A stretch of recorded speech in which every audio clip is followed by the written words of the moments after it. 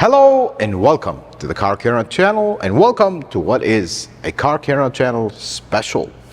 This is my 2001 Lexus LS430 that I bought just over a year ago with a few more miles than usual. 628,000 miles when we bought it. Right now, 633,000 miles. And over the past year, we have been slowly restoring this car to return it to the pursuit of perfection that birthed it. And we are so close to the finish that we have made a decision, me and you, from the last video. In today's video, we're going to do the final things. That's it.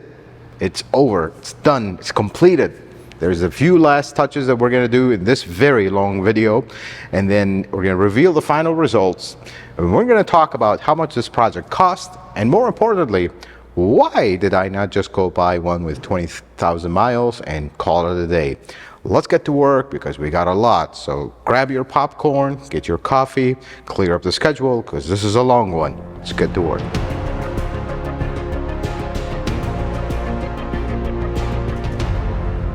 So before we get to work, me and Jose have been extremely busy behind the scenes here because we have made a major decision. Very happy with that major decision.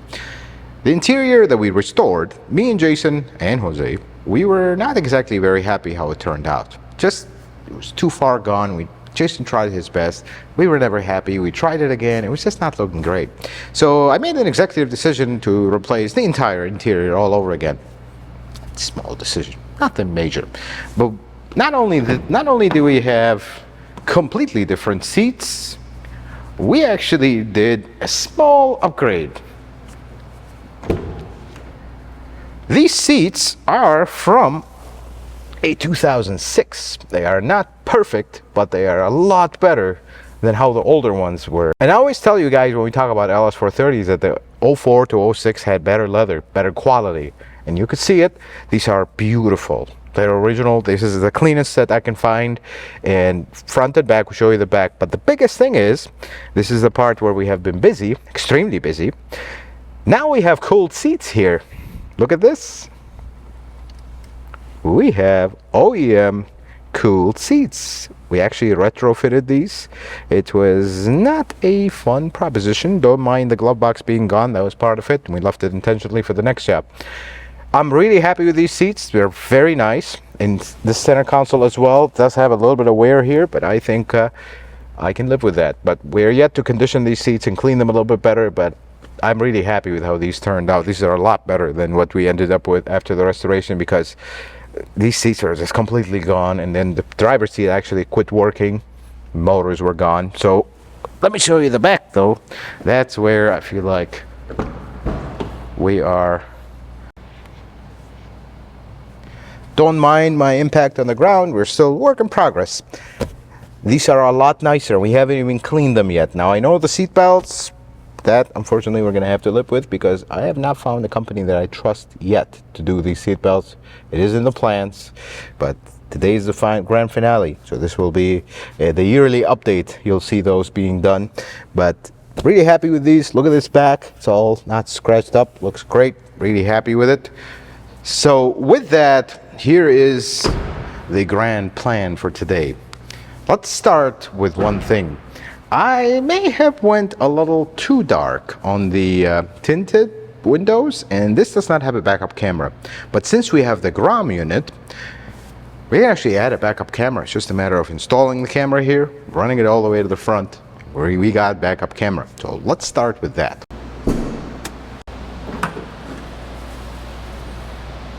So here's the plan.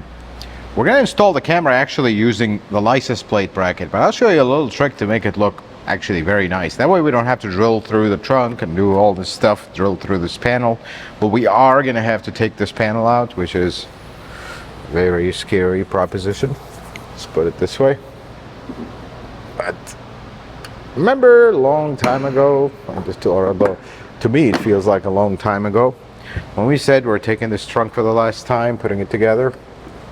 Yeah. When you're restoring a car, that is never the case. And I wish, sometimes you watch some YouTube channels that all their work is like restoring cars, and they don't have customers, they don't have a shop. I wish that was the case with us when we started this project, because this broke, of course, brand new clip. But yeah, I wish that was the case when we were restoring this car. Now we have this space where we can leave it kind of torn apart and put to the side. We don't have to move it out of the way to get the shop going. For the next project we will, though. That's the nice thing, or I should say hopefully, because shop has been so busy, folks. Okay, take it one step at a time. Definitely do it. There we go. Giving us the scare. Clean trunk. So we have a series of 10mm bolts all the way at the bottom, so take those out. Okay, I think we got all of them. They're very nervous, I think. Just doesn't feel like it, I gotta admit that. Oh, there's one of those clips. There's up. There we go. There it is. Yes. Operation was a success, folks. And look at the dirt that's gonna come out from underneath this. Oh, that is a lot of stuff. There isn't much on this. There's just this little button which we're actually gonna use to run our wire. We gotta clean this mess though. So to clean this mess properly though, I'm gonna pop these out and clean these as well since we're here. Let's clean this mess. We're not gonna clean it as nice as Jason did, but again, this is just so we can sleep better at night. You won't be able to see this. Ooh, that is not nice looking. Let's put it this way.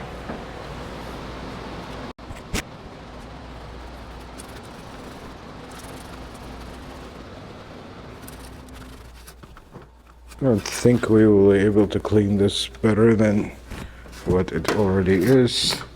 Let's remove this.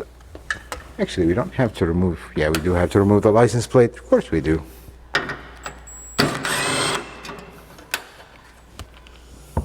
Don't run away. Finally, we have working shocks.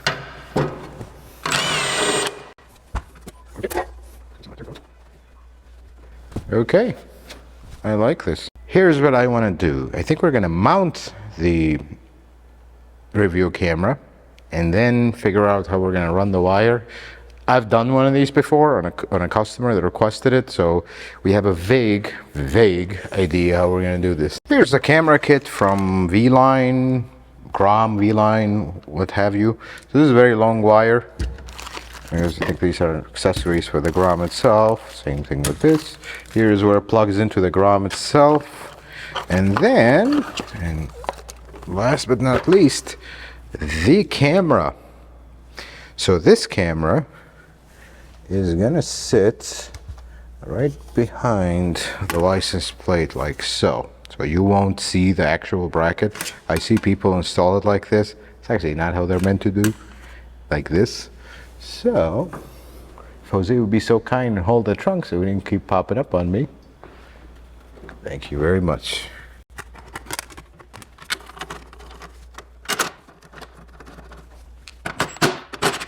There we go. We have a backup camera. Yeah, I wish it was that easy. So this moves, you can position it, whatnot. But we're gonna run the wire through here. Here's a funny story for you. When we were about to start filming this, the camera was nowhere to be found because we bought this a long time ago. I mean, it has been a minute, Jose. It has been an indefinite minute. So, yeah, we lost it, but we finally found it. We're about to cancel this entire section. So, here is the deal. This one has a little loop, says cut this loop to deactivate the parking guidelines. I think I want guidelines. We can always go in and cut them. But here is the premise of what we want to do. Clean this guy. This is where, if you have smart key, this is where the button is. This goes right here.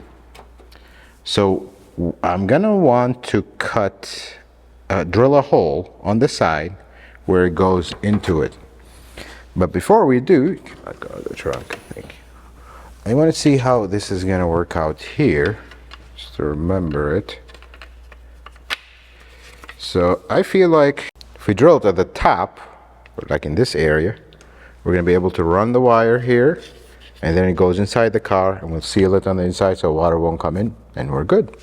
So I think that's the plan. Nothing sketchy here. This is plastic. And I said this is plastic. This is LS430 plastic. There we go. I like that. That works. Does our wire go through it? Big enough? Yes, it does. And this is going to go on the inside. This wire will just run along here. We're good. So, let me clean our license plate. Okay. One of them. See, Jason, if you're watching, I am trying to be as careful as possible. Probably not working as well. I don't think these are directional. Or maybe they are. Why are you not working with us today? Aha. That's why. I have a feeling I'm going to end up getting one of these at some point. Just the lenses are completely cooked, but it works. So I'm good with that. We're going to see how we're going to route this. I'm going to want to run it on top so it never dangles. And then we'll get that part on the inside. So, just going to set it in here just to see how we look.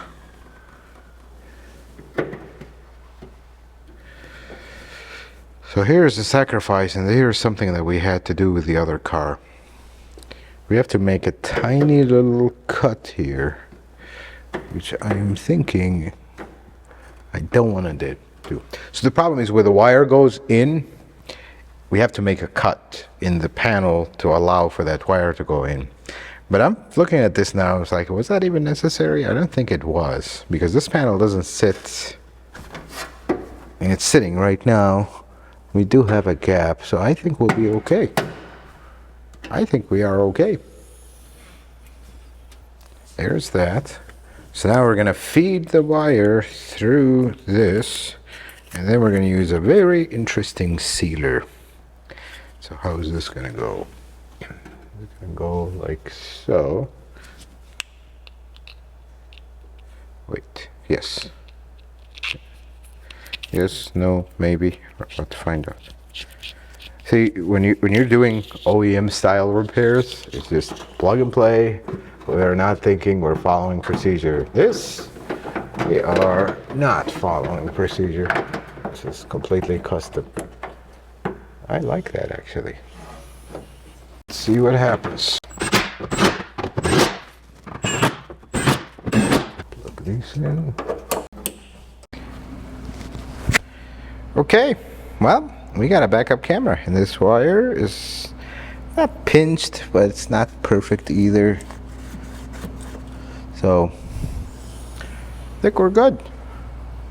This is all in. No balls left behind. So here's something about cars, and this is a little insider trick. If you want to run some aftermarket stuff, and you open an opening like this one, and you want to seal it, you know what's the best sealer for it?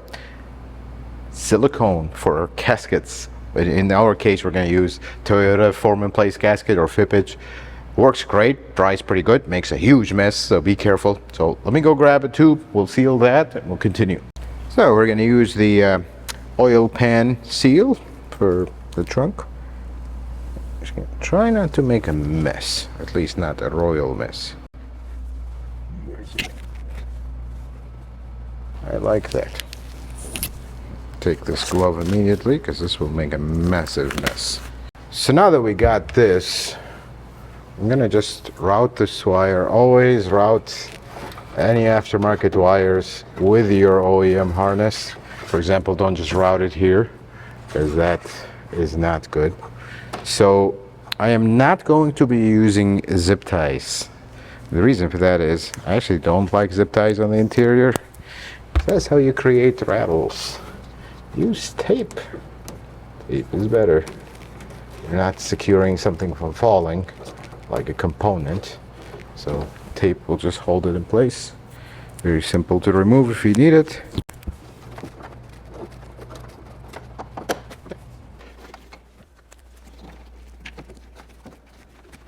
So I don't want my connection point to be at the hinge.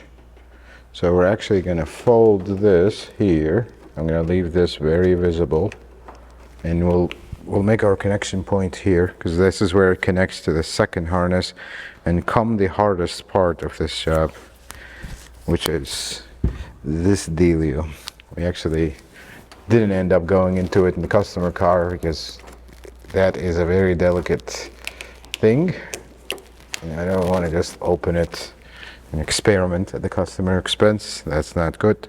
So what we ended up doing in the other car is we just left the wire external to that. It's not the prettiest in the world, but it works and they were okay with it. I'm gonna make sure I leave this in case I need to go back and do something about it. If I don't want the parking guide. So the next wire is gonna be this one. This mirror and normal. So we're actually gonna have to connect it and find out. So let's run our wire and then we'll see how we're gonna do this, because you have a bunch of them, I think, if I'm not mistaken.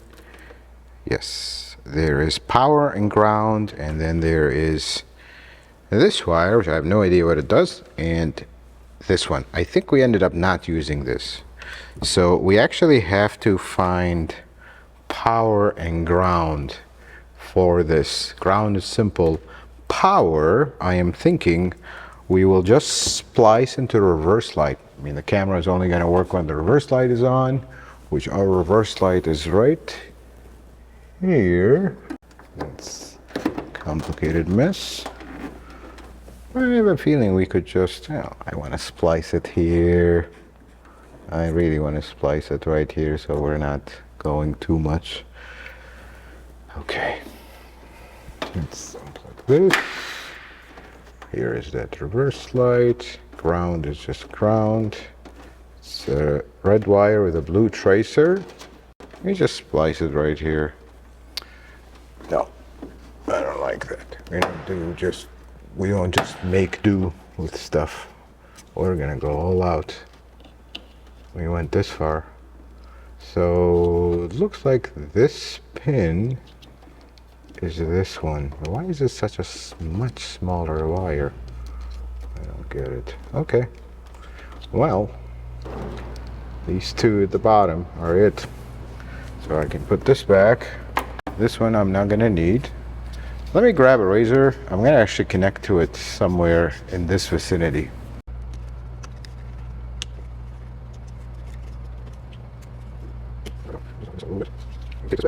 So this is actually our wire and this is our ground. By the way, if you work on Toyotas, white wire with a black tracer 99% of the time is a ground. Some grounds will be brown, but majority of them will be white with black tracer. So I'm gonna mark this here.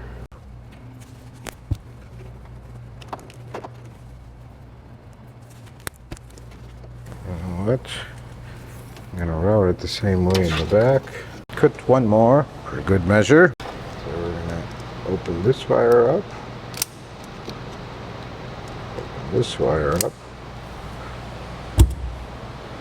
I think this needs to be this long. I think this is more than sufficient.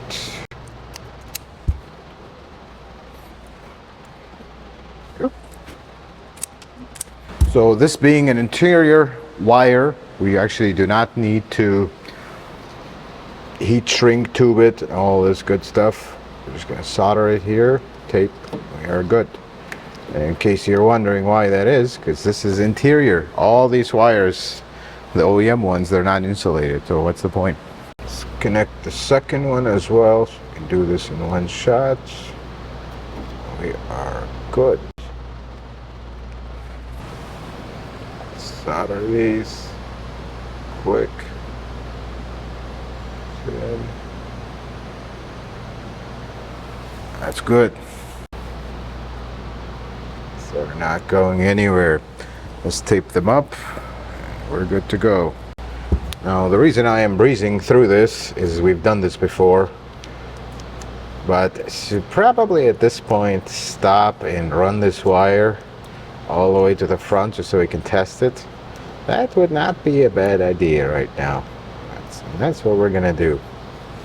I feel like we are just too happy, and too happy is good. We'd like to be happy, right? But let's just not celebrate early. That's what we do not want to do. I think that is good. Right here. There's also move the rope in case.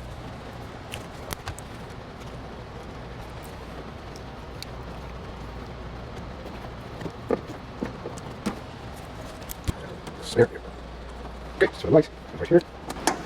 All right, let's go test it. So here's a grom unit. Here's the pigtail for the camera. One of them says backup. This is the wire that we just wired into the camera. Let's put it here. Okay, we are technically plugged in. Jose, if you'd be so kind and get in the driver's seat, put it in reverse so I can go and test the for backwards or not. Let's see if it works. Is it gonna work? The car turns on. That's a good sign. There we go. Let's put it in reverse. Okay, well, we got view. I like that. I don't know how I feel about these lines. I feel like these may go at some point. We'll see. But let me go check if it's the right orientation. This is my right hand. Is that the right orientation? It is the right orientation. Okay, well, it works. So that's good. Now, I think, let's go and make it permanent. Let's try it one more time. It's slow though, I remember that from the other one. Like when you put it in reverse, hope you're not in a hurry. It just takes it a few seconds, but it works. We have 21st century technology in an old dinosaur, so we're good. All right, I think we're good to go to run this wire and be done with this job. So here's the compromise that we have to make.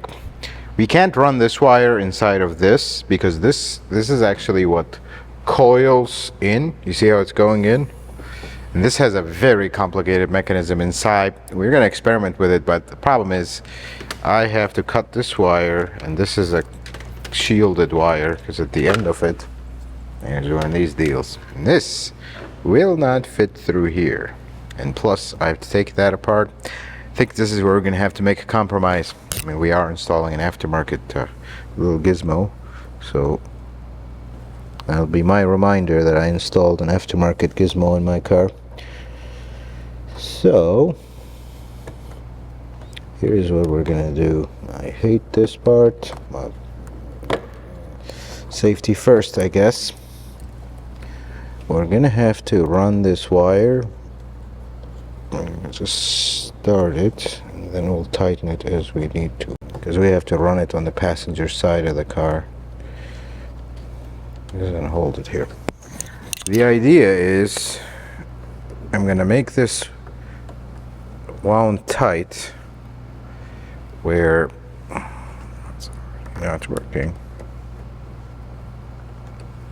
where you won't really be able to see it with the trunk open, but when you close it, I can't really tape it too much here. When you close it, it's gonna bunch out and then back in. In theory, that should work. We're gonna test that theory right now. First, let me secure it here, and then I'm gonna secure it right here at the very top of this thing. Wish we can go through it, but yeah, that's not gonna happen. So in theory, when I close the trunk, Oh, I don't like that part of the bunching, because I need to bunch it on the outside, not on the inside. Let's risk it and run another tape right here. Let's see if that, because I don't want to pull that inside the coil and then we have problems. Yes, it's doing what I need it to do, but it's pulling the wire in. See how far is it going to pull it in?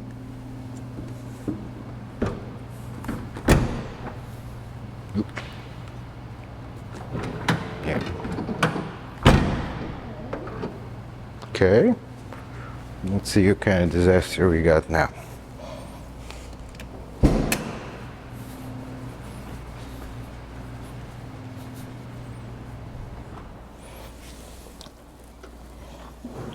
That actually worked. See how it's bunched up the tape a little bit. Fortunately, this is going to have to be the compromise, because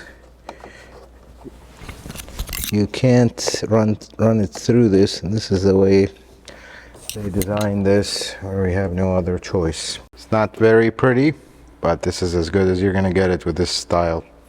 That's unfortunately is the downside of the LS430.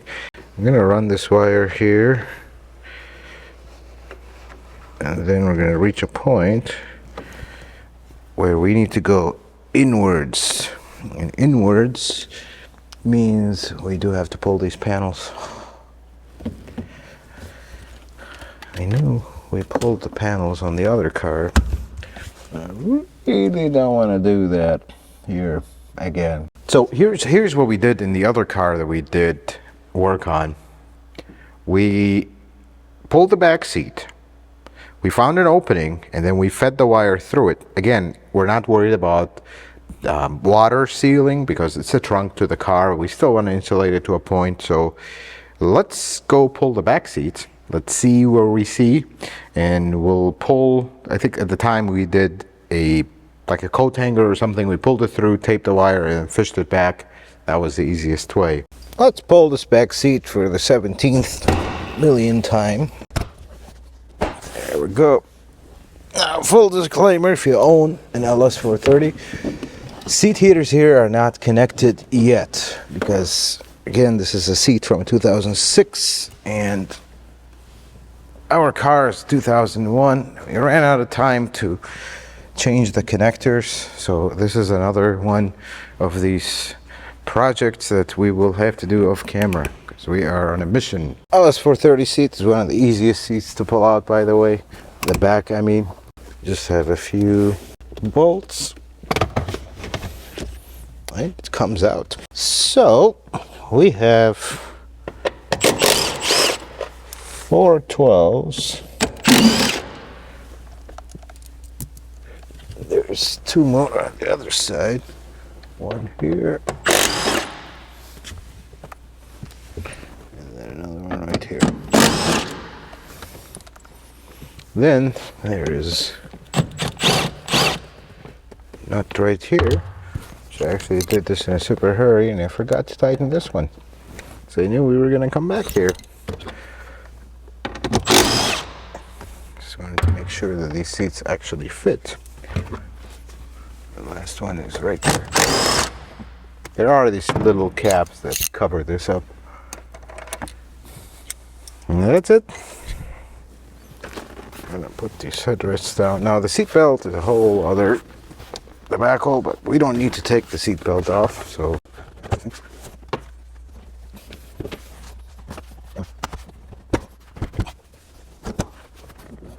yes. We're gonna keep falling. That's all we need, and I'm gonna leave the seat down because later on we're gonna do the struts. We're gonna need to get in here, but our main area of focus is right here. Pull this insulation back. I believe we used either this opening, no, not this one, this one. This is too small. Remember, it was a It was one we were able to use. Yes, this one. Yes, there you are. Remember, we didn't have to make any hole bigger. I'm gonna leave this here, so I'm actually gonna use that. So now we're gonna we have to remove this. There is no way we're gonna be able to. We gotta pull the stuff on the trunk. So let's do that. Not looking forward to that. Let's put it this way. This was not fun when we did it last time. So wish us luck. Let's remove this. Second. Yeah. Do it. You gonna cooperate with us today? There we go. Yes, you are. And there's this weird, strange clip here. Here's one of them. I believe, yes, we were missing the other one. These are the clips that you can never find, and they never come off with ease. So, very nervously. So, I think, this is a very nervous, I think. That's maybe all we need. I think that's all we need. I'm gonna send my coat hanger here. We have a coat hanger. He's laughing at this. What's up, Jose? You were about to hit the camera. Oh, okay. He always shines very bright lights in my face, so this is my payback to you. No, don't take this the wrong ways, folks. You know, Jose, we're like brothers at this point. All right, here goes nothing moment. Aha! I have a connector here, folks. Now, we don't really have any wire harness here, so I'm gonna have to make a very brave decision, which is I'm gonna pull this wire as far as it'll go.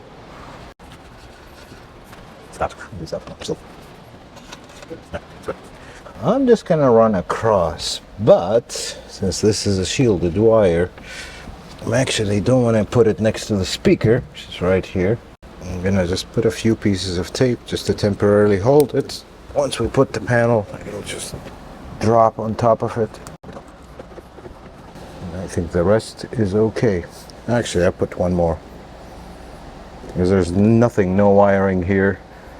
And we initially, on the other one that we did, we tried to run it through that, but we have to tear the whole car apart to do that. And that was a bit much, and we're not gonna go overboard either. Not even a power wire at this point. It's literally just signal, video signal. All right, I'm happy with that. Let's put this panel back.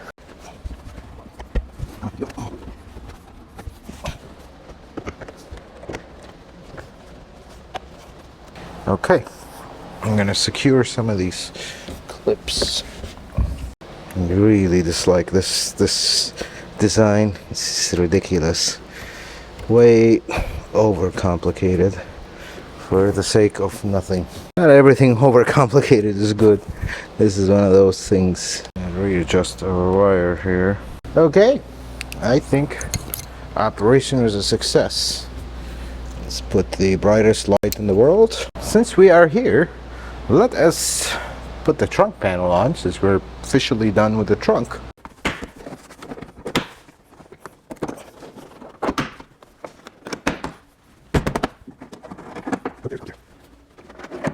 Well, operations are done here.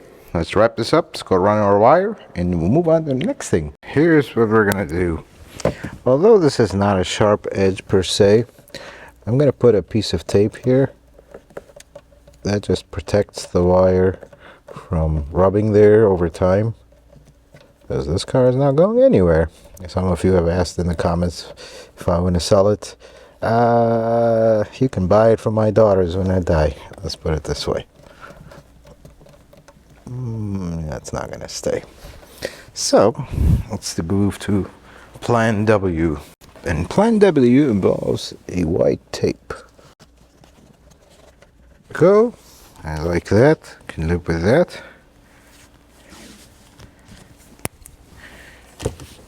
And again, now we can run things with the harness. And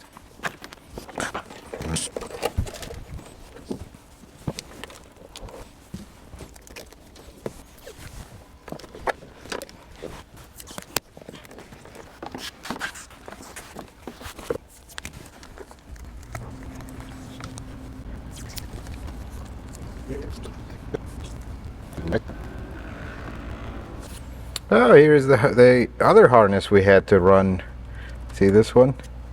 This is the harness that we ran for our cooled seats. I had to run LS430 on the driver's side when you don't have cooled seats. They are already wired for it all the way to this connector underneath the seat, but the passenger side is not. So it's wired all the way to here, and that's what we spliced into it. I'm gonna run it through here. Potentially leave it loose here. This is the wire from our microphone. Now we have the wire from our... You know what? I'm gonna give this microphone wire a little bit of tape here so we can get tangled up with the glove box stuff. I'm gonna just secure it here to get it out of the way of the glove box here. Because I've been, you know, Jose was just doing something or another with the camera, and I was just looking at this, debating, do I leave the Grom in the glove box? I'm one of those people that never put anything in the glove box, so I mean, I don't really need the space. I think I'm gonna leave it there just if I need to access something, put a USB or whatnot, because I want to run another USB. Because I was thinking of putting it somewhere in this area, like right next to the ECUs here, but I mean, do I really need to? I don't. So I think we're ready for a glove box at this point. Let's do this. So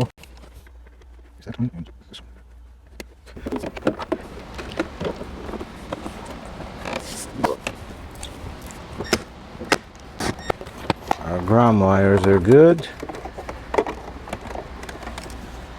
I'm gonna move this to the side for now.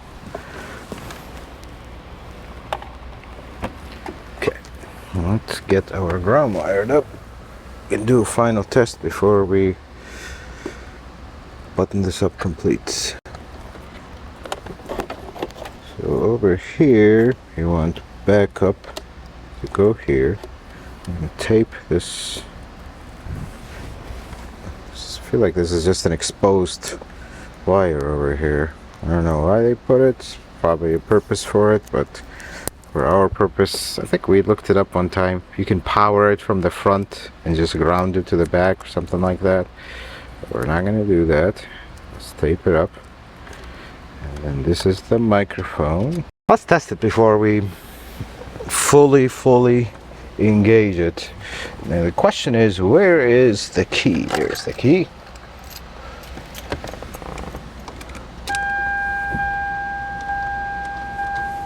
Move this. All right, put it in reverse.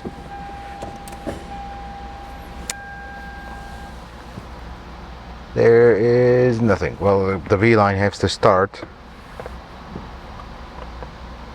The Grom V line. All right, put it in reverse, Jose. Let's see what happens.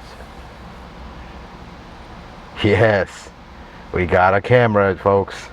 This is so cool. We are good. Well, it's done. Let's fully assemble it. Just shut off the keys, and we won't kill the battery, although I think we still have the jumper on it.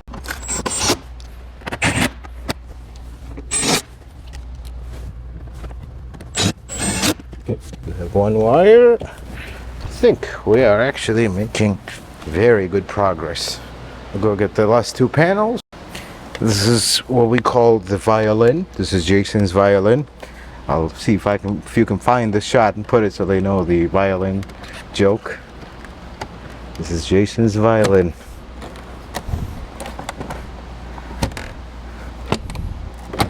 Okay, last panel.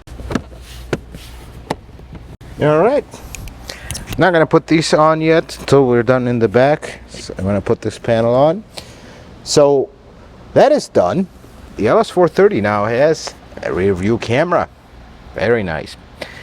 Before we move on to the struts and the steering shaft, which are kind of important stuff, we have something extremely important that we have to take care of that we have totally failed this car on doing. The battery. Last time when we replaced the battery, everybody was like, oh, you pointed the diehard. And let's talk about that for a second, then we address the most important thing. This was the cheapest, easiest battery to come to my shop. So I don't even remember who makes diehard. Is it Napa or Advanced Auto Parts? I don't even remember. But that's the story of the battery. The more important business is the, this is, we are saving lives right now, folks. This is rusty, and we're gonna replace it. Now here's what, now if we were proper YouTubers, we would make an entire hours-long video of us looking for this as it falls. Don't fall. Hours-long video of us painting this, making it look beautiful and all that. Or we can just go buy a new one, which is like less than 20 bucks. So let's do that.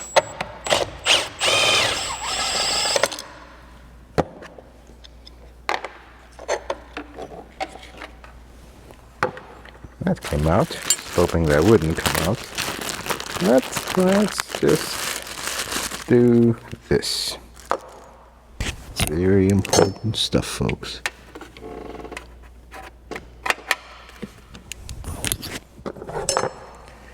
Now the back one, I wish we would have gotten these, but of course we ordered a lot more parts than what you're seeing. I actually ordered both hooks. That's all that showed up. So found this nut laying around. Right.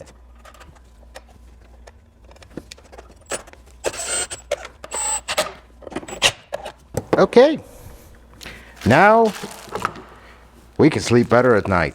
Folks, if you have one of these that get corroded, please don't spend your entire afternoon stripping this and painting it or powder coating it. These are not expensive. Just replace them. Looks brand new. I love it. I think we are now on the right track with this car. I love that.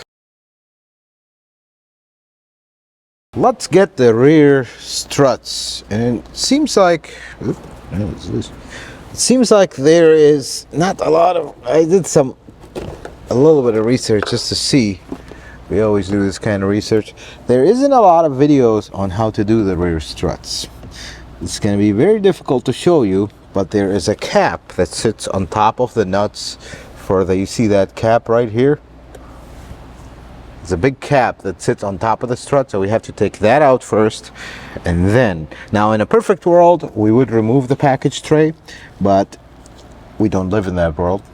So I'm just going to get this from underneath. It's going to be tight. You won't be able to see it very well, but once we get it out, you get the idea. This is a simple part. These are a 14 variety. There's these tiny little nuts.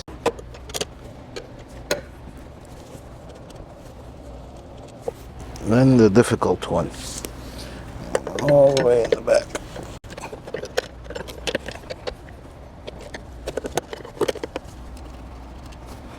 This is the part where I wish I had. Oh, there goes that clip. I was thinking about that clip. Gives us a little bit more room. That clip goes right here. There is this cap. And if you're wondering what this cap actually does, sound insulation from the oscillations of the strut. And if I'm not mistaken, I might have new ones of these. Just so we know what's behind here is nice and shiny. Just so we can sleep better. Now we're actually removing the actual nuts for the struts. And there is 101 ways to do this. There's no right or wrong. If you want to start at the top or you want to start at the bottom, that is totally your call. I just always start at the top makes things a little easier. You'll see why in a bit. I'll leave this one since it's the easy one. And I'll get the back one. Now once you remove the last one, the strut may drop a little bit, but don't get excited. It is nowhere near falling off the car. Alright, we are done on the inside. Now let's lift it up, take the wheel off, we get the outside.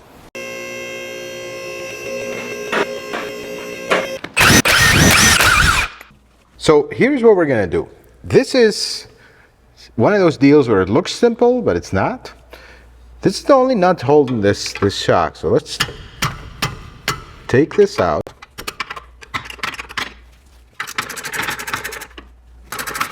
There we go. I just have to stop right here and say one thing. Jason, you are really good at what you do, because this thing looks brand new here. I'm even looking at this strut that we're replacing. It looks brand new, and it is an original one. I'm gonna really have to dive into the service history to see if it is original. So here's, in a perfect world, what would happen. I push this strut, pops out of here, pop it down, we're good. That, however, never happens. Because then this happens. You have to push down on this entire assembly for this to pop out, because there's tension on it. Now in the manual they want you to remove this. In order to remove this, you have to remove the axle. In order to remove the axle, you have to remove all the bottom ones and then open a giant can of worms. So here is what we've discovered through experience. So you're gonna put a pry bar like right across here. See how that moves when you push? It's gonna move the suspension down. So I'm gonna have Jose on one side, push it down as I rescue this strut. Push down on it, Jose. There it is. Now we just need a little bit.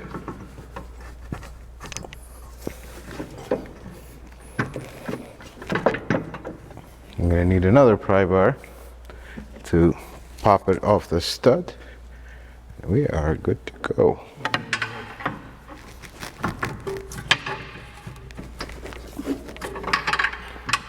Never go up right there. Yeah. Pop. It came back in. Let it go up. There it is. See how that works? Strut is out. Just have to carefully. There we go. And that's the secret of getting the rear strut out of an LS 430. Just walking slow. There it is. It's out. Let's replace our rear struts here. So I don't actually need to disassemble the old strut because we're putting everything new. So if you remember when we did the front struts, I said that the front struts were very easy to get out of this car, but they're extremely difficult to compress the spring because the spring is very tricky. And I said the rear struts are the opposite. They are simpler to get out, more difficult to get out of the car, sorry, and simpler to compress. Let's test that theory with a new spring, because usually it's a, you know, not an old, but, oop, I got this wrong. It's like an in-use spring, not a brand new one. So we're about to test that theory. Because that's my theory and I'm sticking to it, let's put it that way. And then once we get this going, I just want to focus on this and get it going. We'll talk about the strut I pulled out of the car, because it is very interesting. We do some investigative work there to figure out if that's actually the original strut to this car. Does that strut have 600,000 miles? Honestly, even with this build quality and whatnot, I don't anticipate that, or I actually don't believe it, but you never know. Let's compress this. Let's see what happens. Now, in reality, this should not take much for the rear spring to compress, because the shock is very tall. So we're gonna find out in a moment's time here. Whenever you do struts always replace these insulators, folks. I see so many folks do struts and they don't replace these, and it's like, well, that's what protects your new strut from failing. So this is going to be the first clue. Yeah, this strut's been replaced before, folks. This was not an original strut. See, the interesting thing is the box has a different part number than the strut itself. This one says 48530-50131. The box says 48530, that's PNC 80130. So this is definitely a replacement one, and that is also a replacement one. So this has been replaced, and that's okay. We're not upset. But what I love about it is it's been replaced with the original one. That is really nice. They were actually not terrible, but they were, although missing one thing, which is a little damper at the very top. You'll see me install that in a bit here. By the way, cool thing about LS430s, there's no directionals. Nothing is directional. The same mount goes both ways. Same strut goes both ways, like front to front, back to back, not front to back. But the front struts, for example, are the same. And here, there's actually an arrow at the bottom of the strut mount here. This goes towards the outside. I'm going to put that right here. This is the outside, and the outside is the face. So, without further ado, let me first find my nut, which I already have it here. Always replace this nut, folks, at any strut you do in Toyota land. These are locking nuts and they're one-time use. And I am missing this. There's this little plate, little innocent plate, sits all the way at the very top. All this does is, if the strut ever stretches out completely, this will protect the mount, not let it rip out. It just has a rubber insulator here, and it's gonna stop it from ripping the rubber. But this was missing on the strut I pulled out of the car. Notice it's not even here. So there's that. This just goes right here and just the nut tightens it down. So without further ado, let us see if we compress the spring enough. Not even close. Maybe, wait a second. Yeah, not even close. So, remember that theory that we talked about? It's going away by the moment. And that spring's already bowing. This is really not going well. Yeah, I don't like this. I already don't like this. It's getting a little dangerous.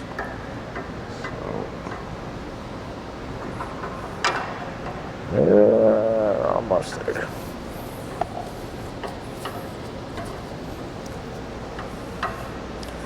Almost there.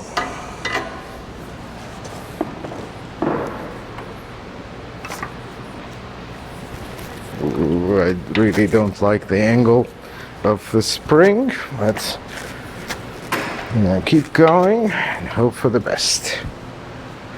Yeah, I really don't like this angle. I think we're gonna take it off and reposition. But just for good measure,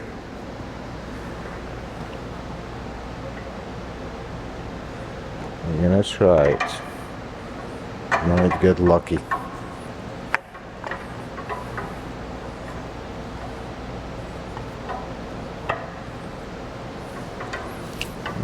Maybe we will get lucky. Yes. That's it. Now, however, we do have to, maybe I should have marked this before we did this.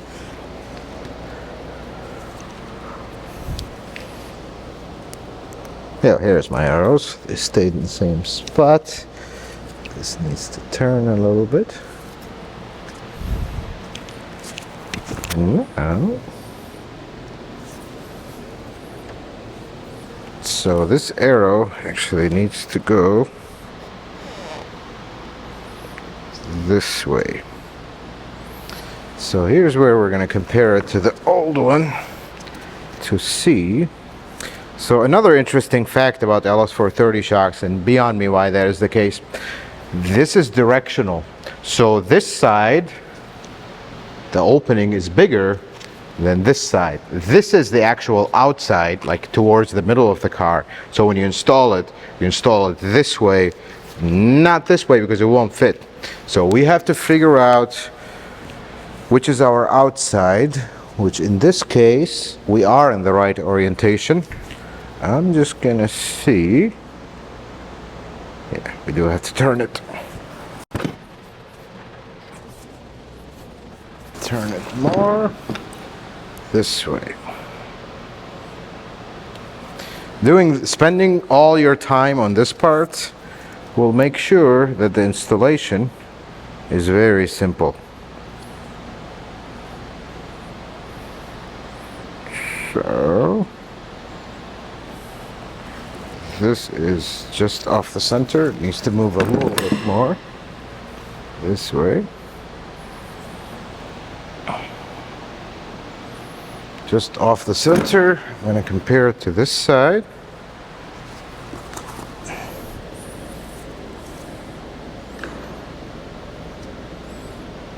Just off the center here. And just off the center. I'm going to spin it a little bit. I'm going to call it a day, I think. It's too much. I like that. That's it. Very, very actually simple strut. Doesn't have much going on. I like that. Let me just double check my orientation here. Yes, we are good. Well, there's that. See, the spring cooperated, didn't bow, didn't want to pop out. It's a very tall spring. Here we go. It's ready for another 600,000 miles.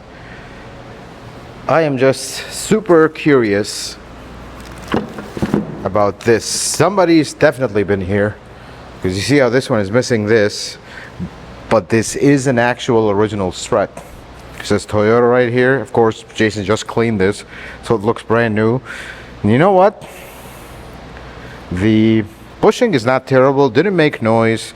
I don't see leaks, so if you're looking for a set of gently used LS430 quick struts, original quick struts, get in touch with the shop. It's only 600,000 miles, barely broken in.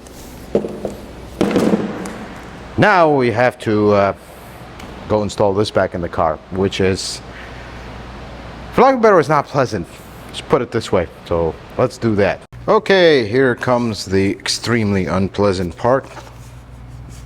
We have to put the strut back, line it up at the top, go through the openings, blind, of course, and then hopefully we'll be able to pry this down and install it. Don't even pry it down yet, Jose. I want you to save your energy.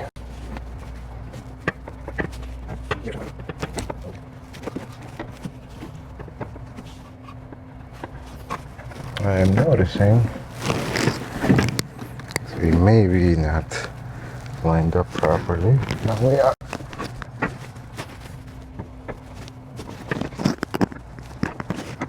Almost there. There it is. Alright. Now, this is the fun part. You have to hold it, push it in. Push down? Push down. Push down. There it is. Do you see that, folks? That's how you get this thing in. It's a two-man operation, but it's, trust me, it is a lot easier than taking all this stuff out. Now you still got to push on it a little bit. Still good. Here it is. We are good. See, once you get it in, it's literally one nut holding it, and that's about it. That's it. Let's lower the car down. We'll get the top taken care of, and we'll move on. Let's install the nuts. So there is a little metal ring here. This one is already lined up. Sometimes that gets in your way. If it does, just remove it, and then before you put the nuts on, right, or the ones that I'm putting on right now, install it.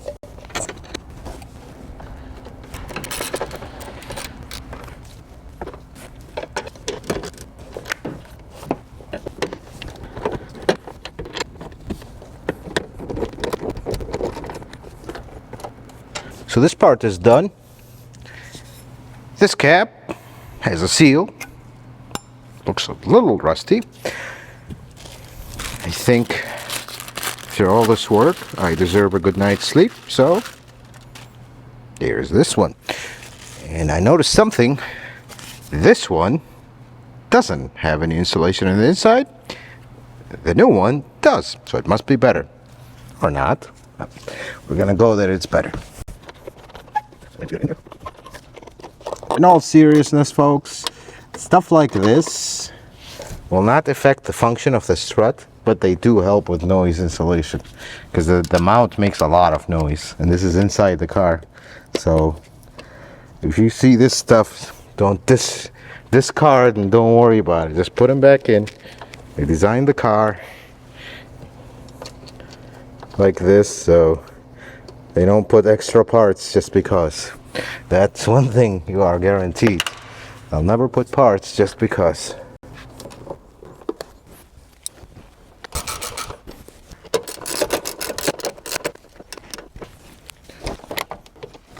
I am not very fond of this ratchet, I'll be honest with you, because see how it locks? It has like a manual lock, and it loves to stick. Come on, Snap-on. You can do better than that. This thing costs a small fortune.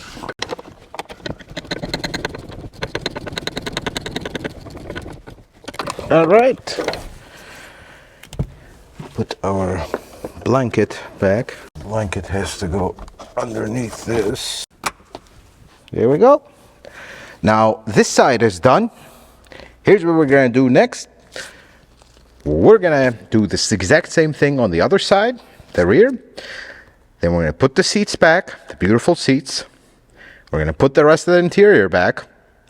And we're going to move on to the steering shaft. Actually, before we do the steering shaft, let's do the sway bar link and the bushings on both sides, because this is something I wanted to do and we kind of never got to it. This kind of renews the rear suspension. Now, this is a rust-free car, or ish. When you put 600,000 miles on a car, it's kind of, that goes out the window. But let's see if these cooperate. And it is not cooperating. So I'm gonna move to plan W already. Wonder if you stop being so nice and just go very aggressive. Tried to negotiate, but the negotiations fell down. So now, there we go. That's more like it. So I guess these were rusty after all. They're seized as usual.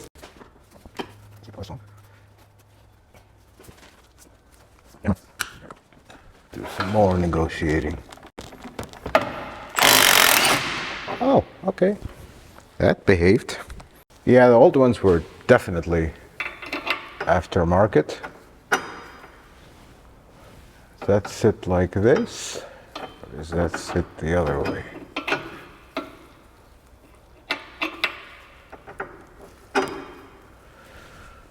Huh. I think they're exactly the same. It doesn't really matter. I like how this one is sitting. A lot better than how the other one was.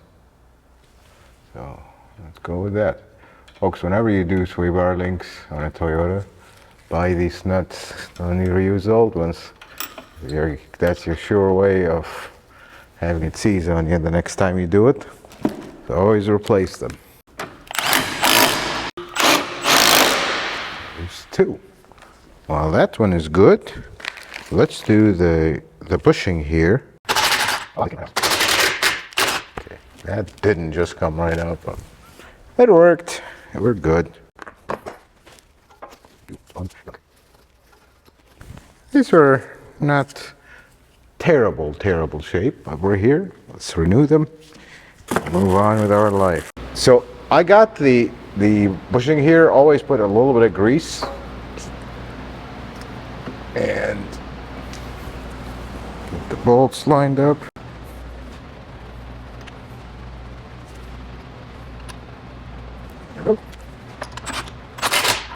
This side is done. We're gonna do the exact same thing to the other side. Then we'll go to the steering shaft. Steering shaft is actually 3 pieces on this car. We're gonna first remove this panel. Now we are off the lift because I can't open the door. The plan is, and this is a plan held very loosely, is I'm gonna loosen the bolt so we can get the, actually I don't need to do that. So we can get the steering shaft loose on the inside, and then I will have very little access to come in and unbolt it from here and pull it. If you're not familiar with LS430s, this changes the volume on your beep. So you can actually shut it off completely, or you can make it low volume or high volume. Leave it at high volume because I need to hear it. Barely hear as it is. It's going to be impossible to show you, but there is one bolt holding the steering shaft to the column right here. This one. And then there is another 10 here, and then the steering shaft will come out in 3 pieces. So what we're going to do is I'm going to turn the wheel so I can access the bolt that holds it, which is this one. Let's see, I'm not going to take it completely out, just going to loosen it.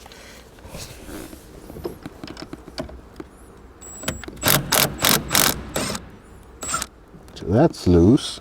So the idea is, with very little access, I'm going to come here, loosen this, take the shaft down, and then pull the whole thing out once we loosen it underneath the car. To prepare for that, I'm going to find Google 2.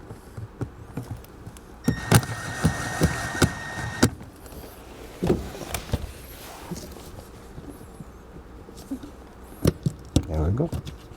See that pushing is out. Now we gotta lift the car up, get the shaft from underneath from the rack. We gotta also lock our steering wheel.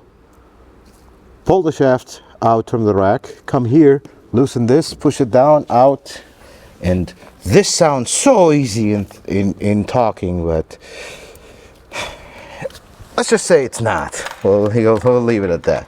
I'm gonna leave this panel here, and let's do this. So let me show you what we're gonna do before we do it, because you won't be able to see it. We're gonna this is the shaft we're changing. I'm gonna take this bolt right here. Hope you can see it. This bolt right here. This steering shaft is actually 3 pieces. So I'm going to take this bolt. I might end up taking this and separating, although this looks like it ain't going to separate. I'm going to take this bolt, pop the shaft here, then I'm going to lower the car, pull the shaft through the inside, and then see what we're dealing with. So let me do that. And to do that, I'm going to use a little 12mm wrench. Hopefully this does the trick.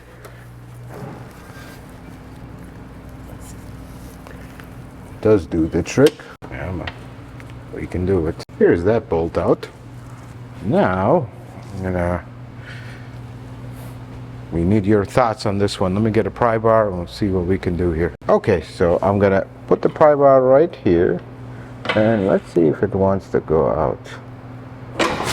Haha, that was epic. That's because the rack is new. Now we just gotta lower the car, which I already made a massive mistake. I didn't lock the steering wheel on the inside. Didn't think that turned a lot, so we're gonna center the wheel, lock it with the seat belt. We're gonna pretend you didn't see that. How about that? Let's see. Well, first, let's fix our slight mistake. Oh, steering wheel locked. We're gonna have to align this anyways. That we will do off camera, but for now, yeah, can't reach. Oh, these seats move so much smoother than the old ones.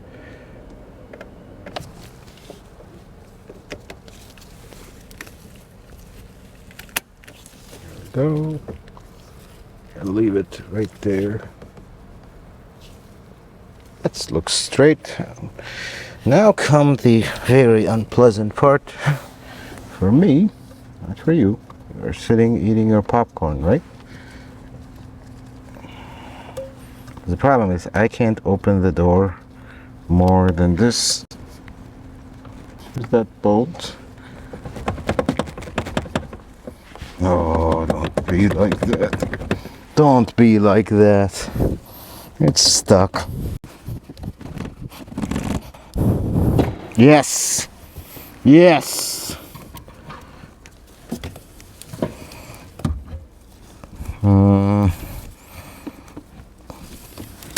I have something in my way here preventing us from pulling it. It's gonna be very difficult to pull it in one piece. So I was really hoping we could, but I don't think that's gonna be possible. Yeah, this is getting a lot more complicated. No, this is not gonna work because the second piece of the shaft has a giant shield, so that's hitting, and I don't have enough swing to pull it this way and pull it out. So we're gonna have to lift it again, try to separate some of those pieces, and hopefully it comes out. Let's do that. So I'm gonna try to disassemble this slowly. Key word here is try. This is a lot easier said than done. So this is not gonna happen. We have to remove this other bolt and then we can really pull, because this is what I was holding. This is what I was telling him. I was trying to pull this through and it wouldn't go because this is in the way. So I'm gonna, oop, that didn't go that way.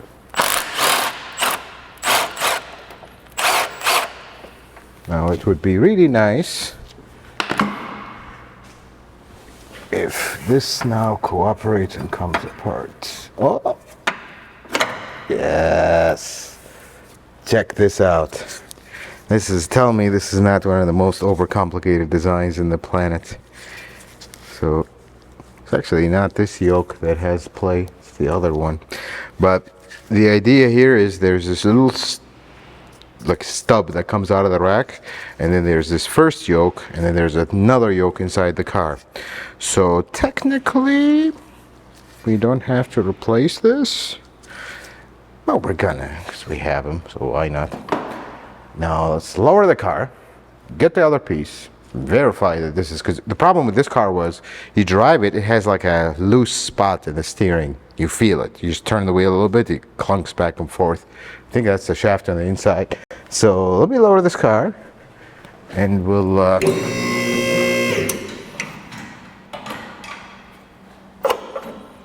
I'll pull that piece out and investigate.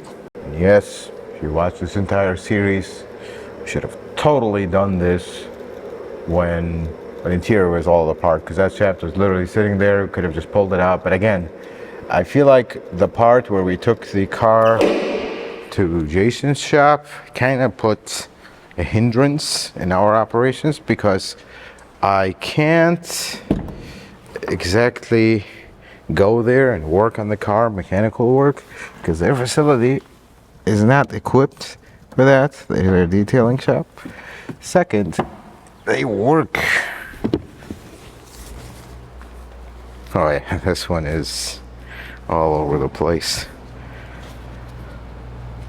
This one has a little bit of play, and that's all it takes for this to have the issue that it's having. And this is our problem right here. So I'm gonna replace the entire thing. I think that's the proper way to do this. This is a very common one, actually, with the LS430s. Not exactly this one. So you'd think it's this one, the outside one. Although I feel a little bit on this one. Definitely this one is the one. Very common on LS430s. This one causes all kinds of clunking noises. Let's get these new parts. Let's install them. And the moment's coming, folks. This is the last thing on this car. So here's the offending part. Here we go. Here's the new one. Great. Loving it.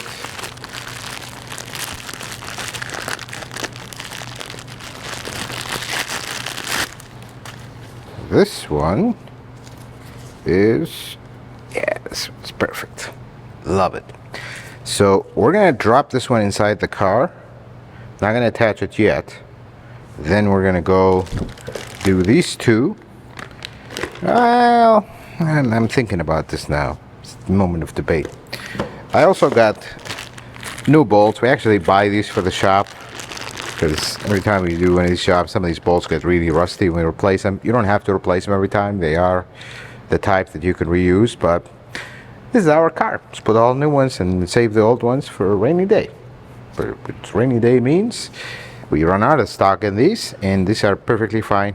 Customer needs one, we'll just throw one in, not charge them for it. And when I use them, that means we'll get one of the bolts from the 600,000 mile Lexus. I'm gonna install this.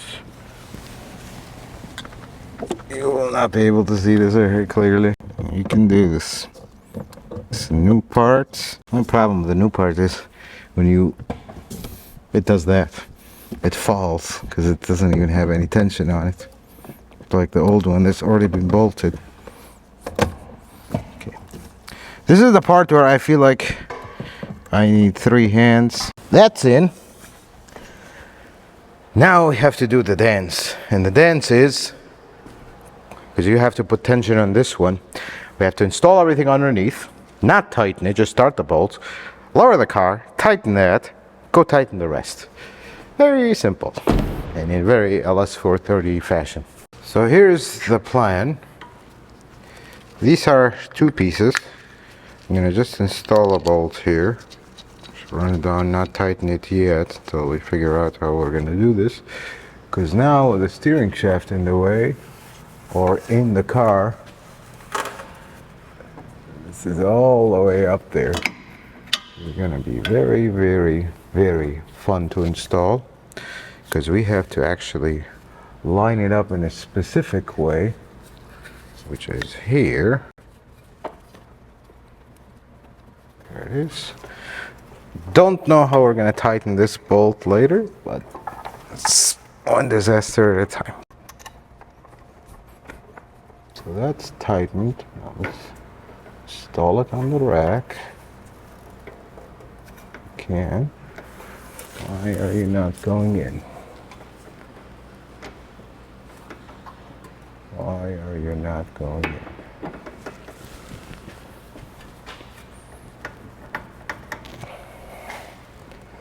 Okay. Plan W again. Well, that's not good.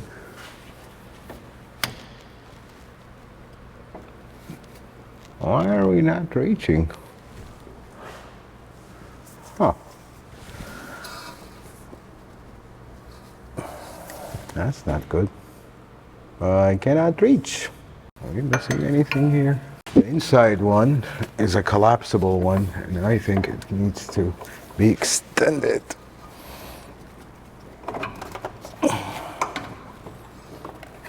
You see it's extending already.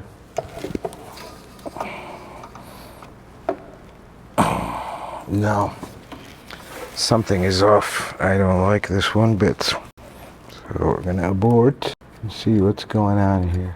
Let's take everything out and let's go back to the drawing board. Something is off here. Let's see. Why aren't you cooperating? Okay, this is the part where I say, we're going crazy here. Oh, those are exactly the same length. So, what's going on here? These are exactly the same length, so...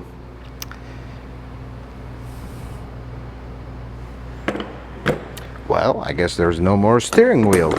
I actually think I remembered what this was. Because this was the same problem, and I just remembered right now. This was the same problem that we had when we originally removed the column. This is an 01.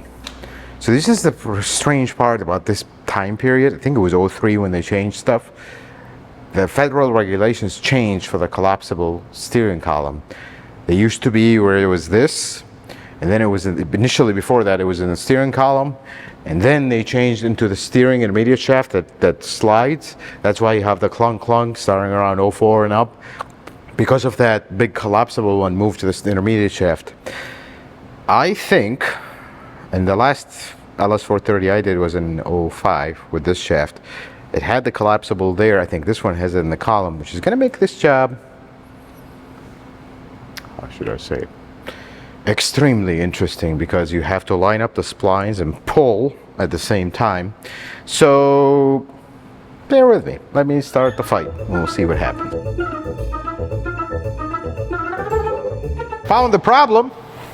Well, we had to take the steering column apart. So do you see this? This is a collapsible part. Before, when I took it off, this was where it was at. Look how much I was able to get it out. So what we did is push this down all the way to engage this again.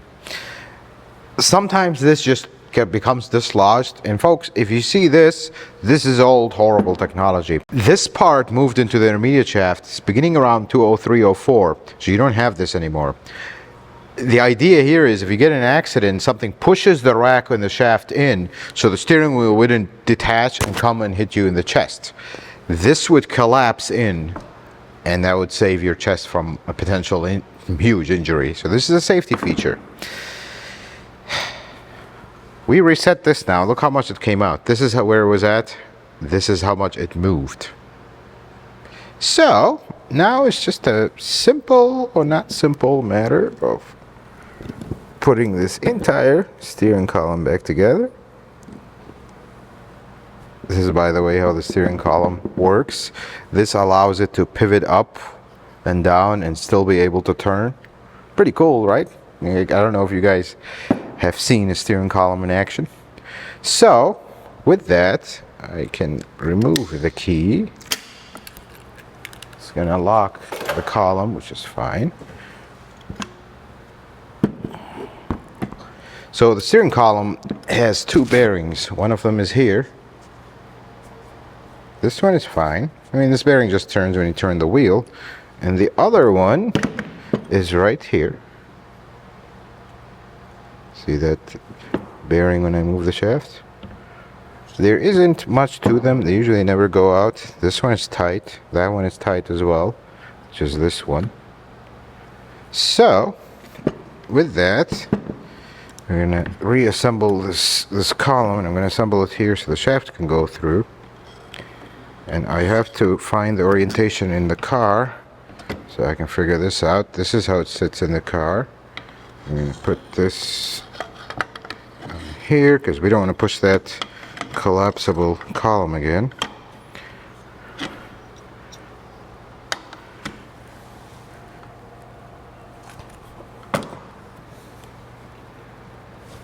We are not going all the way in. That's a concern. There we go. Just went all the way. Now, where did I put my bolts? I took this apart in a rush because we're trying to finish the car, and she just doesn't want to be finished with us. Where did I put my other bolt?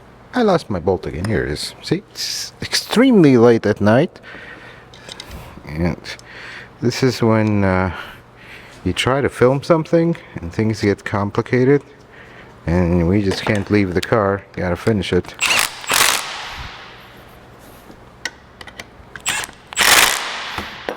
This is the column going up and down. See, it's getting so late. I even forgot the tilt. There you go, tilt. That's what we're looking for. So next, actually, let me put this little ground here. That is not good. Here it hit the ground. Oh, here it is. Wow. Folks, if there is a time you will see me super clumsy, it is right now. We've been working on this for hours. This is actually day 2, and we were about to call it. I was just not ready to give up yet, and I gave the choice to Jose, because he's on the clock. I am always on the clock. I asked Jose, do you want to stay and do this, or should we go on day 3 of filming this? Jose, by the way, have watched this project through the lens of the camera the whole way through, so guess he was not ready to give up yet. And now I forgot how this goes right there. I'm gonna actually gotta put the C-clip first. Remember we did this long time ago? It's a lot harder to see in the car. This is how this motor goes.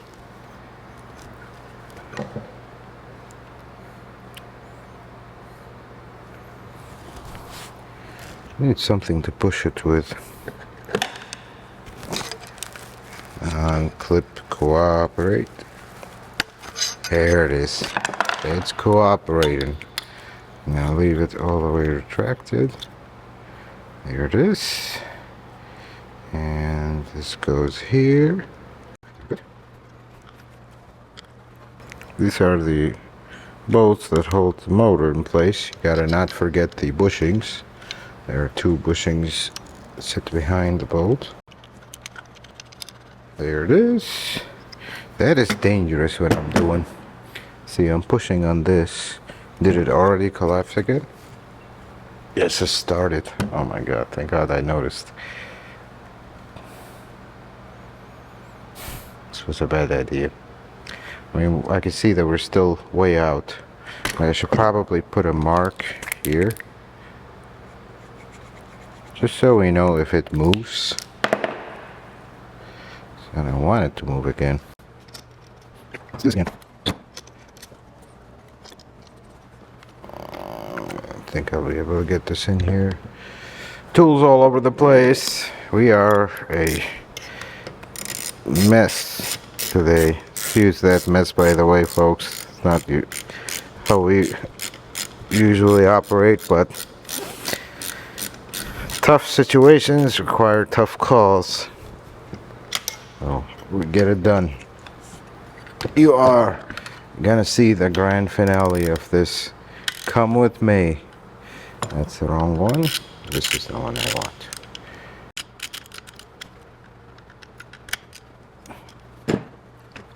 If I just remember where this guy goes, life will be wonderful. It goes right here.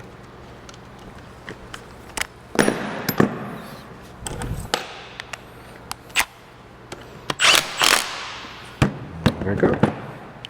Shaft did not move. We can actually, at this point, we can install our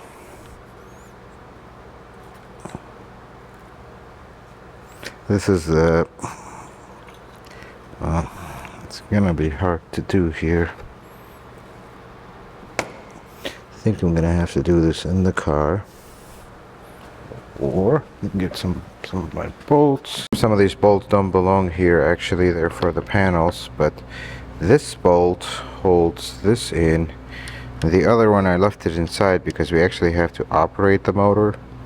So I'm going to leave this loose just to hold it. We're going to install our telescope motor, which here it is, close and personal, another super common LS430 problem.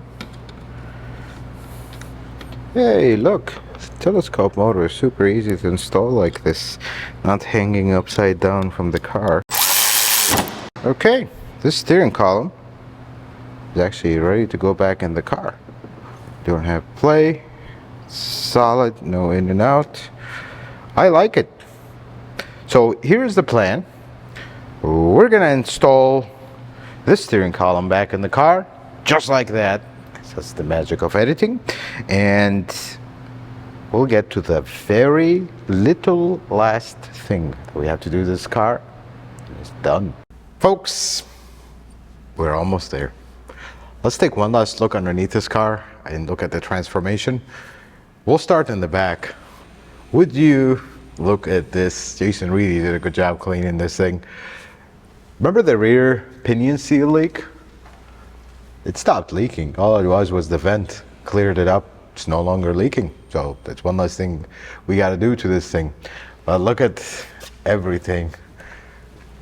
I am loving it. We just to get it a little bit more cleaning, kind of the last thing. I never thought in my life that we're going to be cleaning a car underneath, let alone a car that looked like this when it showed up. Air transmission. There is a lot of oil leaks from the transmission. A leak right here. This is really all this oil. I mean, I'm sorry. This has been leaking for a considerable amount. And let's look at that same shot. Folks, is this the first 600,000 miles car we'll see with no oil leaks? It will be definitely my first. Hope not my last, because I'm pretty sure there are people out there who take care of their car properly. I just can't believe we're looking at this. I have been in every single part of this car at this point. I think the only thing we haven't been into was, like, I don't know, inside the tires maybe. Even that, we put these tires on, not myself, but we took it to a tire shop. We don't do tires here, but it's done. I can't believe we're looking at it, that it's done. But there is one more thing we have to do when we close down this build. Let's go do it. We always leave the important stuff for last. Gas cap. I have been looking at this gas cap for a very long time, and it is completely worn and looks hideous.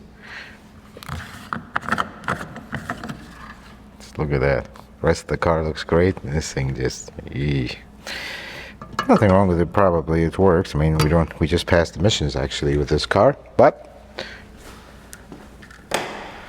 I just want to look at a nice cap when we go fill up with gas. So there we go.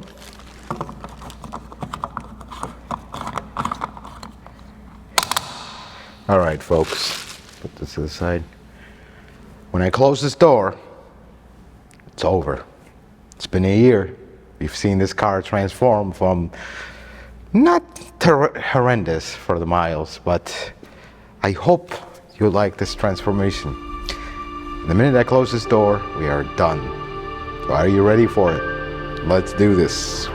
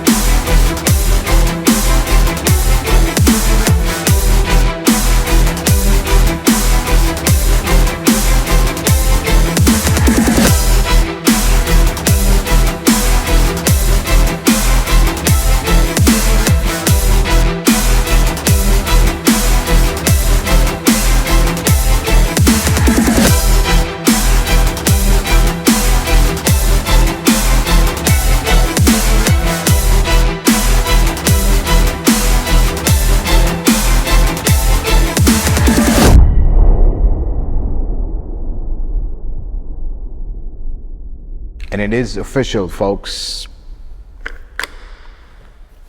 The LS430, 600,000 mile one restoration. It's complete. I still can't believe it. It's been over a year. It's been a very long journey. If folks, you've seen the videos, you've seen everything. The videos themselves are very difficult to film, but behind the scenes there was a lot of planning, phone calls, figuring things out. There's a lot. I almost want to say the parts we did not film are almost as big as the parts we did film. That's just how much it takes to restore a car and do it to a level where I'm happy with it. Let's put it this way. I'm very picky, and that's just how I am. But right now that it's done, I want to walk you through the last year. Something you've asked for from the day one we started this project. You asked, how much did this cost? And why are you doing this? Is it worth it? What's going on here? Well, first, let's talk through the costs of this job. And for that, I have to pull my little cheat sheet because there's a lot of numbers here. A lot. Mrs. Car Care Nut, this is the time to close this video and walk away, please. Just give us a break. Yeah.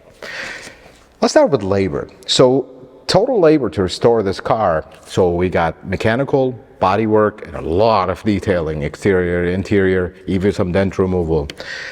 Total labor is 367 hours. And I'll break that down to you. We have 29 hours of paint correction. We have 123 hours of interior cleaning and detailing. We have 61 hours of body labor. We have 19 hours of dentless repair. That was the hood and the hail damage all over it. We have 135 hours of mechanical labor. That is us, actually. We did all the mechanical labor here. Grand total, 367. That's a lot. Usually, frame-off restorations will be 400 hours plus. So we didn't do a frame-off, but because the car we started with was not a complete lost cause, let's put it this way. Now let's get into the costs of things. And I really spent a lot of time to how to break this down, but I think I found the best way. I hope this makes sense. I'm going to break down parts cost by system, if you would. So on the engine, we spend in parts $3,365. That is everything you've seen done to the engine. That's how much it cost. Transmission, including the used transmission that we had to replace. Fortunately, we couldn't get a new one, and rebuilding it would have cost 3 times this. $3,521. On the suspension, we basically redid the whole suspension except the rear. $3,941. On the steering system is completely redone. The power steering system, we basically replaced the whole thing. It was all done. $3,554. The exhaust, that includes actually only 2 catalytic converters in the center pipe because they are 3 catalytic converters. They are $3,860. On the brakes, $718. Maintenance and upkeep, that includes the keys, the filters, battery, some little odds and ends here and there, $796.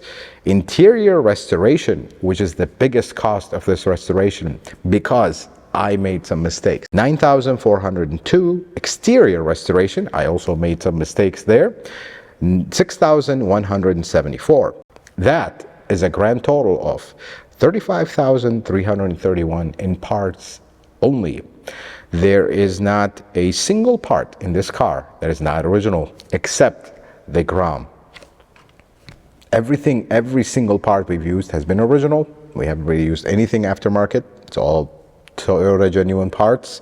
So that's why the costs are pretty high. When I said interior, exterior restoration, I meant parts. Because in addition to that, we have an interior detailing and outside work. So this is all the labor, just flat labor. $8,234. It's a lot. The car was at Jason's shop initially for over a month. They were working on it continuous. That was one of the biggest labor costs there is because the thing was just way too much. And we've done so many follow-ups. It's just short of throwing everything and replacing it. That was the only way to do this. And this car, it was, for lack of a better word, nothing against the previous owner. Don't take it the wrong way here. This car is 600,000 miles. This car was driven a long time. So of course there's dust, there's debris, and plus it's 23 years old. Now the exterior detailing and the dent repair was labor only, $8,585. That is also high, but again, there was a lot that went into the exterior and the dent repair. That was a little costly, actually. Paint and body work. Again, I made a mistake here. And same thing with the interior detail. I made mistakes here. Paint and body work was $7,325. So I'm going to say the subtotal of this restoration, parts and labor, except the labor for mechanical, is $59,475. We're almost at $60,000 here, folks. But we forgot one thing. What about the cost of the car itself? That's $4,450. So that puts us as $61,925. Now, I'll give you a moment to go in the comments, say this is insane. This car is absolutely not worth $3 that we spent on it. And you'd be right if I was just a normal consumer looking for a car. But let me get into why I did this. There was actually a reason. You know, in Jason's video, when I talked about it a little bit, I shared a few things, but I want to share with you the actual reasons why I did this. And I will break it down in two categories. There's the personal, and then there's the professional. Let's start with the personal. Ever since I was a little boy, just a little kid, I was always into cars and into everything, and I couldn't wait to drive. Actually, I started driving at a very early age. I mentioned that because my dad, God bless his soul, he passed away. He will not be happy. Let's just put it this way. Those older generation folks will understand what I'm talking about. Now, personally, ever since I was a kid, I wanted to restore a car. But I always wanted to restore a car that I can actually drive and not worry about it. See, you restore fragile cars. Yes, it's nice to do that, and that may be coming up here. You restore fragile cars. When you're done with them, you just want to park them and look at them, and you're afraid to drive them. As nice as that looks, I'm not afraid to drive that.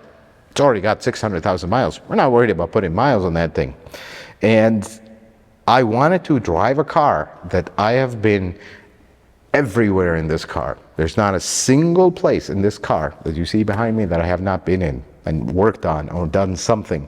Every time I open the door, from the body, from the door handle sound, from the interior, from everything that functions, I want to feel as someone that works every single day on customer cars that job is done, it's done well, and we're happy, and then the car goes away and I never see it again. Never get to celebrate that. But with this car, I get to celebrate that every single day as I drive it. And I can drive it in anything because it has 600,000 miles. I don't have to worry about adding miles to my pristine little car. No, I'll drive it anywhere. That's the other part. That's the personal part. I wanted to drive a car that I didn't just buy. I built it. I got it to this stage. It was not like that when I got it. And that is a bucket list item for me personally. On the professional side, and this is another thing, I've grown very fond of these cars. I mean, I love these cars. To me, they are the last well-made, overbuilt Lexus. The LS400 is equal, but the LS460, I felt like a definite drop. A lot will disagree, but I work on these cars daily, and I see the difference between the two. I really love this car, and I had a moment where when we opened the shop and we started this, we've been working on so many of them that I really wanted to get to know these cars beyond the normal, you service them, their common quirks and whatnot. I really wanted to know every little thing about them. And this restoration project have been just a priceless education for me. We've gotten into things that you would never get into with a regular LS430. Pulling the carpet out, ripping the entire dash out and just going into it. This is not a customer car. See, when you have a strange problem with a car, we have to experiment because we're going into the unknown. And these old Lexuses, they're so reliable, there's not much info on them.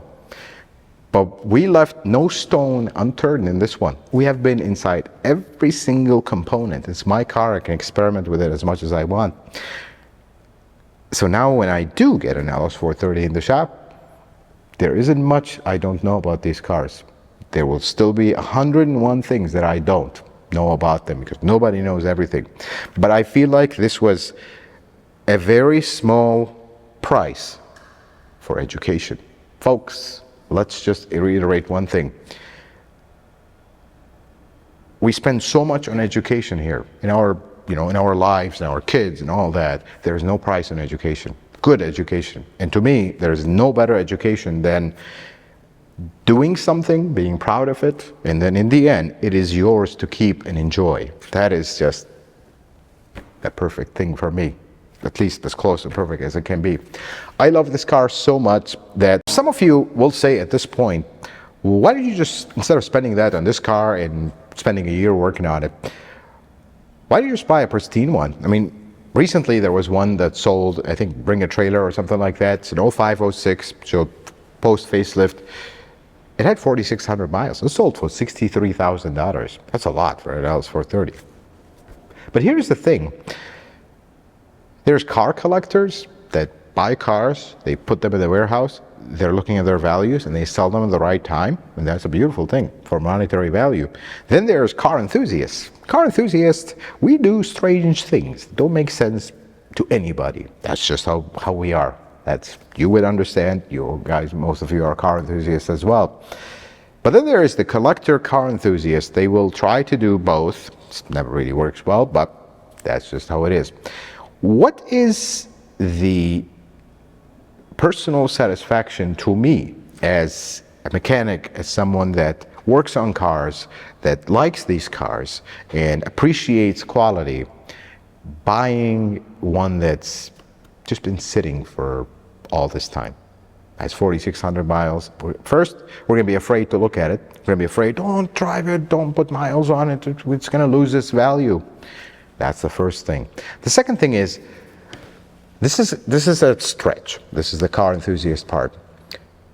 Why do I have a feeling if I pull that 4,600 mile car in the shop and put it on a lift, why do I have a feeling it's going to be the same condition as this one or worse? Worse, you heard me right. Because that suspension on that 4,600 mile car have not moved in years. And all the rubber is dry, and all the gaskets are dry, and all the interior is fragile because it's old stuff, and it probably has an unbelievable amount of dust collected everywhere where you can't see it. This one doesn't. And this one has, well, let's do the math here, a lot more miles. Let's put it this way. That is the point. See, just buying that little pristine car, all you're doing there is, I have the money to buy it. Here is the money, give me that car, let's store it in my garage and we'll move on with our life. I built this car. I didn't design it, but I got it to this point. It's a point of pride for me as a craftsman. I enjoy it. Every time I look at it, I don't just look at it as, oh, look at this beautiful 4,600 mile car. No, this has 600,000 miles and it looks as good as the 4,600 mile one because we put our hearts into it. We poured our hearts into it. I love that. And you know what? I might be wrong, and it absolutely makes no sense monetary wise, but it gives me great pleasure every time I look at this car. Beyond any other car I've owned. You know, I love all my cars equally, but this one takes a special place because we made this the way it is. It was not like that. Even you go buy a 60,000 mile, 70,000 mile one, 80 low miles, all the options, they always need a lot of work, more than people realize. But this one, we slowly got it to a point where I almost don't see any LS430 that comes in a shop, which a lot of them do, that drives like this. It's almost like, wow, we are back in 2001. And that's why I went all original parts. And this goes back to the main thing. If you own one of these cars, they're not cheap to own, but they are high quality. Because as you've seen in this series, a lot of the parts we took out of this car are original. Some things we didn't need to do. We could have kept going. Evaporator was one of them. There was nothing wrong with that evaporator. It was $800 for that evaporator. But we're there. I don't want to have problems with this car. This car is up to date on everything. It needs nothing. And maybe we'll have some ideas to take it to a Lexus dealership for an inspection, see what they say, just for fun. Maybe we'll do that in one of the updates. But folks, maybe because I own the car, maybe because I put so much work on it, it's a beautiful thing. I love every moment. I can't wait to drive it. You know, we're doing the final filming here and everything. I can't wait to start driving it again because it's just, I love how it turned out. Now, you will also have a chance to celebrate with us this car and how much, you know, we watched the whole series, you also invested time in it, you're every bit as much part of it. So on August 10th at 9 o'clock on Car Supplies Warehouse. I'll leave the info here. We're actually co-hosting a car meet with Jason from Car Supplies Warehouse. This car will be front and center. We're really proud of it. Me and Jason put a lot of work into this car. So, and all the team from TCCN Automotive will be there as well, because they also put a large part in it. So if you are local, you're willing to drive, we'd love to meet you, see you. So you can see the car, we'll talk about it. It'll be just a big, beautiful meeting centered around the LS, so you guys can see it in person, because this is not a YouTube restoration where it looks good on camera and just propped up with tape. It actually is not even nicer in person, at least in my opinion. So I'll leave that info one more time here. I'll make another video to announce it to everybody else who's not watching the series for the channel, so we can all meet, get together, have a great time on that one Saturday morning. Folks, thank you so much from the bottom of my heart. And Mrs. Carcanot, you can start watching again now. Thank you so much from the bottom of my heart, from my family, not only my personal family, but the family at TCCN Automotive, TCCN Productions. Thank you so much for watching this series. It's been an absolute joy to share it with you. We've had a lot of challenges. We've had a lot of good moments, bad moments, very angry moments, but we got through it. And that's what I wanted. I wanted to finish the series. I feel like some build series just never end. This is the end. We do not have any further work on this car. We will give you updates down the road as we reach milestones, because I do plan to drive this, put extra miles on it to see how far we can go with it. But I will leave you the cliffhanger here. Listen to this sound.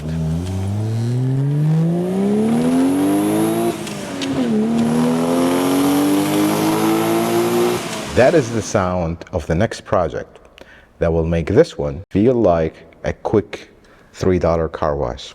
That's all I'm going to tell you. Folks, thank you so much for watching this series. Thank you for all your love and support. And until the next one, may the Lord bless you and keep you. And you have yourself a wonderful day. I know I will, because I am taking my car home.